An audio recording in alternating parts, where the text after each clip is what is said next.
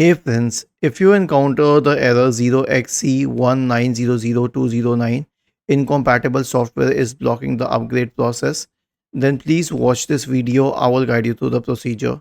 So here's the thing, the ideal solution to it would be to disable any incompatible software. Now, the problem is that how would you diagnose which software was incompatible? So here's one solution for you. Search for system configuration in the Windows search bar and open system configuration. Go to the services tab.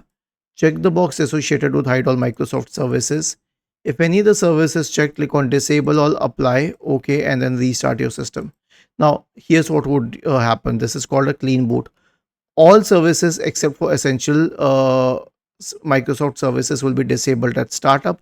So your problem will be fixed, and then you can try to find the incompatible software through hit and trial. Was this helpful? If yes, then please subscribe to the channel. If not, then let us know in the comment section of the video on how we could help you further. Thank you for watching this video and have a nice day.